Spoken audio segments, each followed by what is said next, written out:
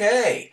Surprise, surprise. I'm actually going to do war videos again this season, or at least the first 2 or 3 until I get sick of it like normal.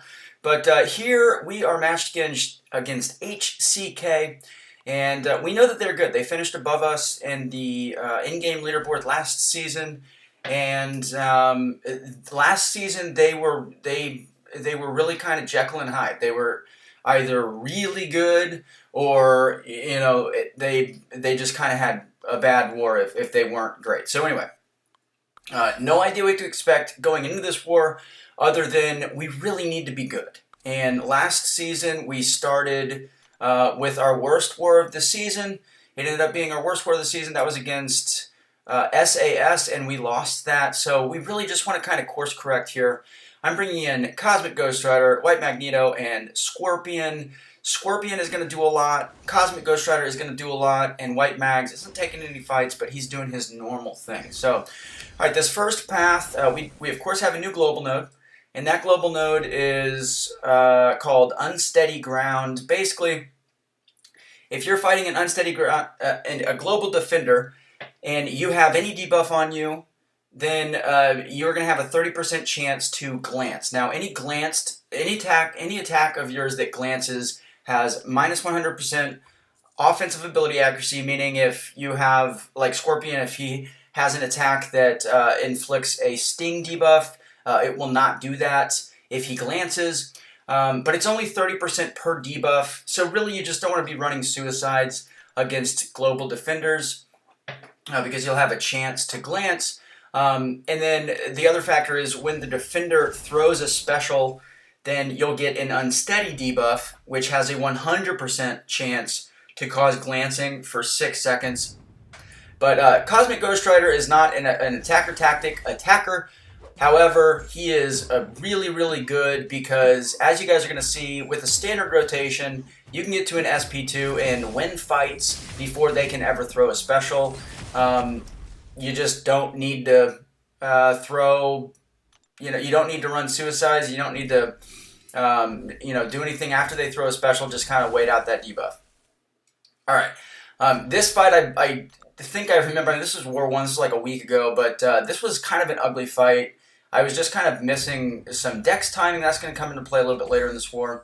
But again, we're just doing standard rotation. Alright, we're going to block all of this. He is not a global defender, so we don't have to worry about our attacks glancing. And this node does have Mystic Ward, but our Nullify doesn't count. Or I'm sorry, our Fate Seal does not count as a Nullify. Just removes all buffs. And there. So I was running 3 out of 3 recoil for a really scary fight that I had this war.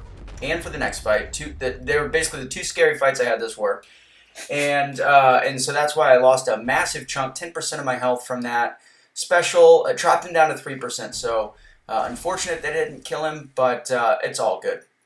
I'm also running 3 out of 3 double edge. I have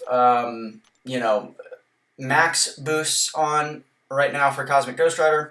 And this was a fight that I was worried about. I think that this was the fight that I was most scared about going into this war. He is a global defender, and this is hazard shift. So basically after 12-second period, he is going to switch from an incinerate phase into a poison phase. Cosmic Ghost Rider is not immune to poison. So I would get poison debuffs on me, and then each of those debuffs is going to give me a 30% chance for my attacks to glance. And then obviously this node also has like power efficiency, so he can just keep throwing SP1s, keep inflicting an unsteady debuff, all that stuff. Plus his SP1 inflicts its own disorient debuff. So the goal here is to kill his first life in 1 SP2. And here you guys can see we are going to do that with our massive, massive recoil. Alright, and then we're going to throw our SP3 right away. I was super slow on that SP3. But the reason, so I Fate Sealed him, he purified the Fate Seal, or the Damnation debuff, that converted the judgments that I had on him into armor breaks. That was 5, and the reason that his healing was so much slower than normal there is because I am running 3 out of 3 Despair, which just reduces healing by 5% for each debuff that you have on the opponent. So that was 25% reduction, just slowed everything down a little bit. But very, very good option, very fast option with Cosmic Ghost Rider. All right, and then this is probably the toughest placement on the map, in my opinion, with the new global. Void is incredibly dangerous as is. On hazard shift nodes, this node doesn't have a fury mechanic like nodes 9 and 21, but it does have aggression prowess, so you can't just stand there. And then because he's a global defender, you have to worry about the unsteady debuff, you have to worry about the hazard shift debuffs, and you also have to worry about his personal debuffs. All right, so the goal here was to simply kill him before he could throw a special, before he gets to his next phase. I missed a parry at the start. That really screwed up the timing. I'm not doing a full cycle. All I wanted to do here was get to my SP3, but there you guys can see I did not get up to an SP3 with all the boosts that I was running. And at this point, I'm in deep shit. And coming out of that SP2, I had 12 hits on my combo, and he had a personal debuff that was coming.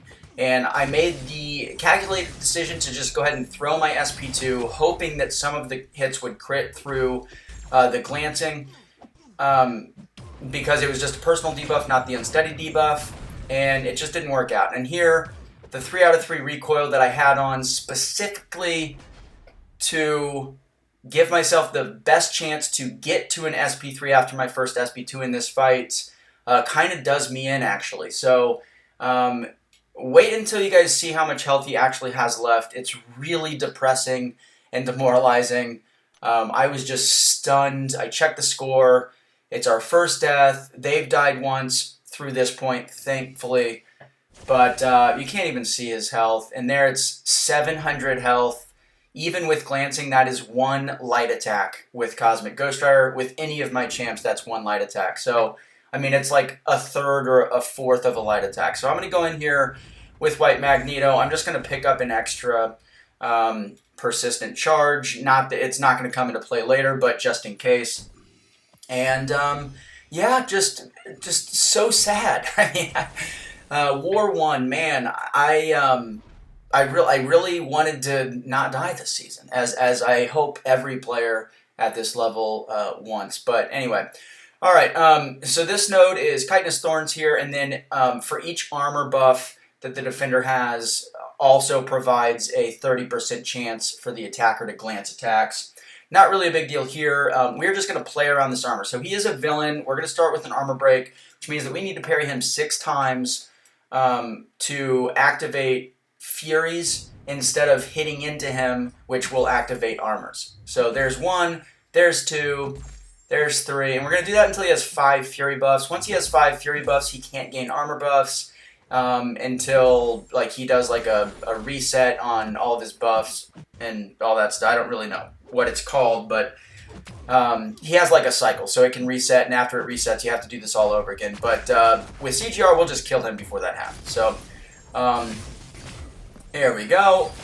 Easy peasy, get to the SP3, and we're going to throw the SP3, and the fight is over. So pretty easy. I was definitely a little bit rattled after Void, but I mean, this is a very easy fight.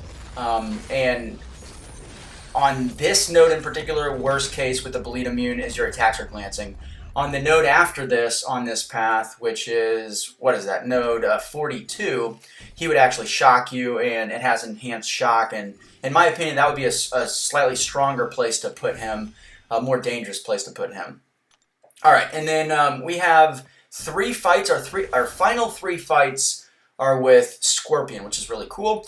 And this first one is Mangog. Mangog does not get any armors, so you don't have to worry about sloped armor buff there. However, we do have to worry about Never Back Down and then the strike counter block penetration, which I like the idea of putting him here because his SP2 really, I mean, I'm sure that it can be dex technically, but it's not something I've seen somebody do regularly. So and it does a lot of damage to the block. So anyway, all we're going to do is we're going to treat this basically like node 54, where we just want to keep recycling our SP1s. Now, one mistake, I think it's a mistake. It doesn't really cost me anything here, but one thing that I did in this fight, well, that's a mistake, but not really a big deal. One thing I did in this fight that I would do differently going with it next time is I intentionally baited out his SP1s there just by standing open for a brief second after he stands up when he's above a bar of power. But what that does is it gives him 3 additional hatred, those little blue passive counters beneath his health bar on the far right. And when he gets to 10, he gets an unblockable and unstoppable buff like you saw there. Now, the reason I was able to block it, despite it being unblockable, is because he's taunted, and that's part of Scorpion's signature ability. But the unstoppable buff stays there until you either nullify it, cancel it with slow, or until his berserk mode timer expires. All right, so here I just want him to throw his special. He tries to throw it, but he gets stung there from our debuffs, and he goes down. So Scorpion, I think, is outside of Spider-Man 99, who was banned this war, I think is just one of the safest options for Mangog. Maybe the safest option outside of Spider-Man 99 for Mangog. Maybe Quicksilver. I don't really know. But Scorpion is very easy to use. He's very safe. He's super tanky. He can block unblockable specials for certain nodes. That's great. And then he is also really good for this node. So this is very good placement for Chavez with Spider-Man 99 banned. If he wasn't banned, this would be an easy Spider-Man 99 fight. But since he is banned, we're going to use Scorpion here. Scorpion is really ideal for this fight because he can very easily inflict poison, which puts the stun reflect on cooldown. The only thing we need to know here is, since we can't stun her out of the gate, when she throws her first heavy, we need to interrupt it here so that we're activating the orange dimension, the Utopian parallel, and that essentially does literally nothing to us. The one that we don't want is if she completes a full heavy attack, then she'll get the power dimension, the purple one. And if she gets multiple different dimensions, then her SP2 is going to be unblockable. She'll throw it, she'll kill you. Here it's not going to be unblockable, but even if it was, because she's taunted with Scorpion, we can just block it. So Scorpion is just really good for this fight. He's really good for Chavez in general. And we're just going to let her kind of hurt herself here, and I think this is actually going to kill her. So she's not going to get to throw another special, but very, very easy. And then our last fight of the war is a Mephisto on node 55, which has like brute force, some other stuff. It's got like disorient and then limber. But yeah, we're going to use Scorpion. Now the only thing here is obviously Mephisto is poison immune, so we do have to actually select a pre-fight, and we're going to select the shock sting here. That's going to give us poison and rupture immunities, but more importantly, we're just going to inflict those shock stings onto Mephisto, and his aura would actually hurt him in this fight, make it easier for him to get power and recycle specials and kill him faster. But we got quote-unquote lucky here with RNG, and he didn't proc aura very often.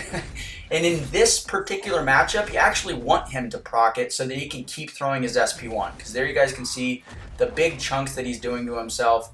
And as long as we keep him taunted with our SP1s, I mean, he's just, we don't really even have to hit him that much. It's just very, very easy.